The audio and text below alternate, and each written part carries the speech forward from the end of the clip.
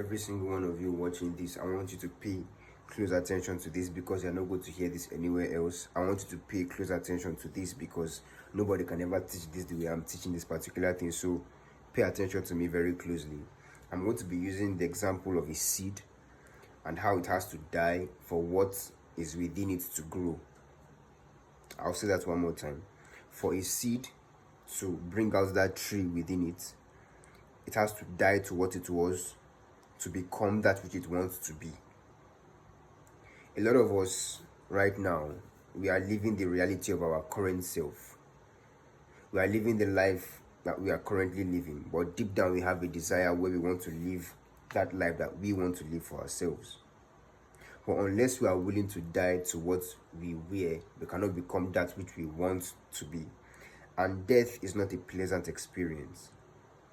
Death is not a pleasant experience. And because death is not a pleasant experience, a lot of people avoid growth. This is why you can hear that, oh shit, how many percentage of people are really living the life that they want to live?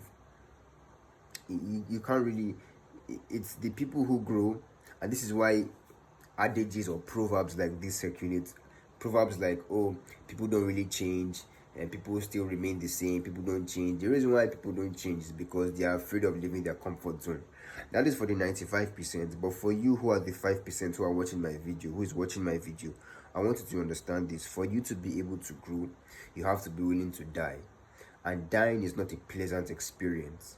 Dying is an experience where you are being peeled off to reveal what is within you. And when you are being peeled, you are going to feel the pain. And so the pain are the experiences of life that teaches you. What did I say? The pain are the experiences of life that teach you. The events of life that come to teach you. The series of events, the experiences, the harsh circumstances that you go through. To become that which you want to be, you are going to go through certain pain. But that pain is what is going to mold you into becoming what you want to be. So it is a death. It is dying to what you were, to becoming that which you want to be. But a lot of people don't die to their old self because they are comfortable there, because they are used to it. Just like how, people don't really change their name every day. People don't wake up and say, oh, I'm this religion today, I'm this religion today, I'm this. You have the same name, you have the same religion, you have the same language. Very few people learn new languages, very few. They just live their life in their comfort zone. And it affects their finances, it affects their relationships, it affects their whole life all around. But for them to be willing to grow, for you to be willing to grow, for anyone to be willing to grow, it goes through a process where you must die to what you were. You must go through a process where you must lay off your old self and become that new self. And so, Isaac, how can I do this? How can I start embodying this? And I love using the aspect of actors, because this is a complete human being who said, okay, I'm going to act like a villain, or like a cleaner, or like the main actor, or like a superhero in this particular movie. A normal human being like you and I that goes to the toilet and pisses and shits, right? But then he takes on a new role.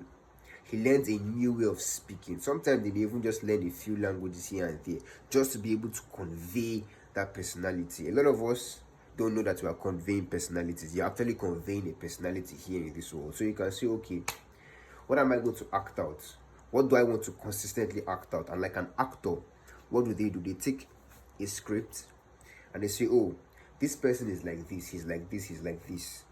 Now, that script, they will practice saying what that person says. They will practice saying how that person says it. They will practice moving the way that person moves. They will practice walking the way the person walks. They will practice looking and standing the way the person stands. That is a new aspect of creation. That is you replacing what you wear with who you want to be to play out. Now, that is an actor. I'm talking about your life now, where you now say, okay, I want to become this particular person in life, and I'm going to live my life in this particular way, and there's nothing that's going to stop me.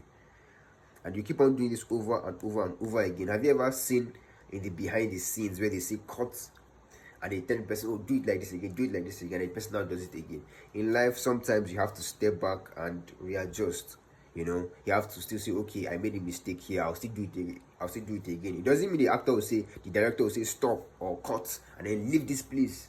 yeah, a worst actor. No, yeah, he doesn't say that. You understand? He says cut and he tells the person to do it again. That is what forgiveness.